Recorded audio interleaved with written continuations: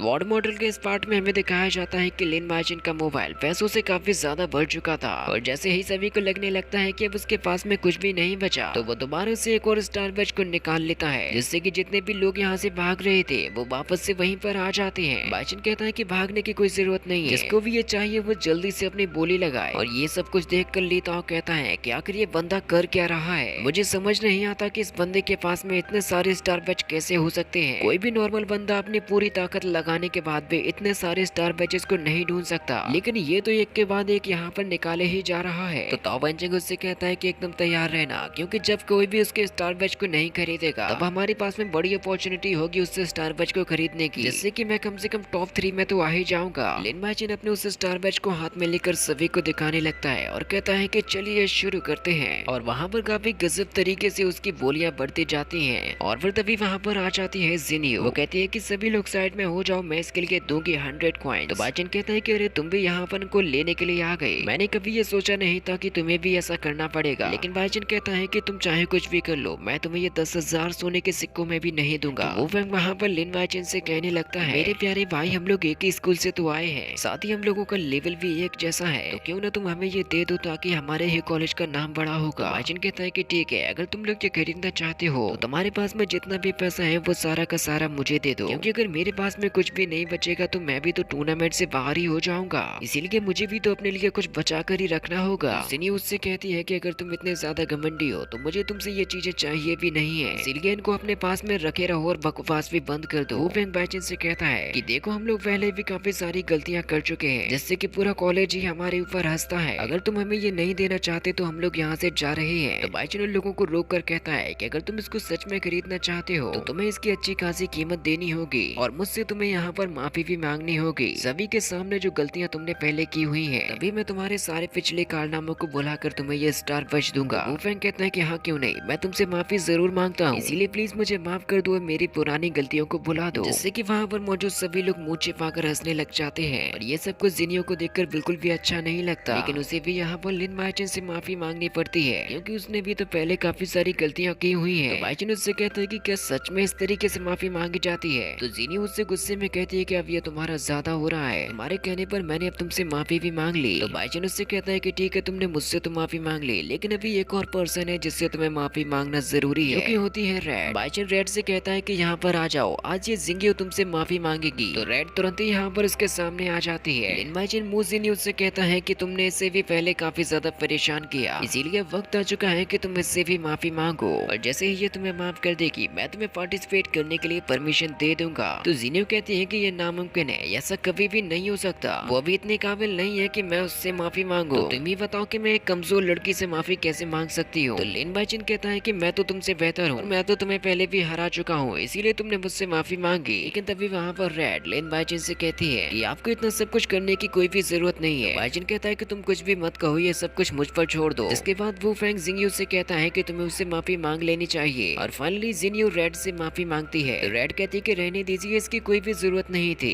फिर लिन बाइचिन कहता है कि चलो तुम दोनों भी इसको खरीदने के लिए शामिल हो सकते हो। और फिर यहाँ पर काफी सारे लोग उसके स्टार बैचेस को खरीदते हैं, जिससे कि लिन बाइचिन के पास में काफी सारा पैसा भी जमा होते जा रहा था और उसके सेल फोन की स्टोरेज गोल्ड कॉइन से बढ़ते ही जा रही थी। बाइचिन कहता है कि मेरे पास अब इतना ज्यादा पैसा हो गया है, मैं अपने मोबाइल की बैटरी को 100% यूज कर सकता हूँ हर दिन, फिर भी ये काफी रहेगा पूरे 1 साल तक चलाने के लिए। इसके बाद फिर वो तुरंत ही वहाँ पर एक और दूसरा स्टार बैच को निकाल लेता है। इससे वहाँ पर मौजूद सभी लोग हैरान रह जाते हैं कि आखिर इस बंदे के पास में कितने ज्यादा स्टार बैच है। इसके हाथ में अचानक से स्टार बैच आ कहां से जाते हैं? ली ताओ ताओ वेंचिंग से कहता है कि हमें तो इस टेक्निक के बारे में कभी भी नहीं सिखाया गया कि हम लोग एक जगह पर इतने सारे स्टार बैच रख सकते हैं। इसके आगे की स्टोरी को नेक्स्ट पार्ट में शिफ्ट किया गया है, जो कि अभी थोड़ी देर बाद अपलोड हो जाएगा।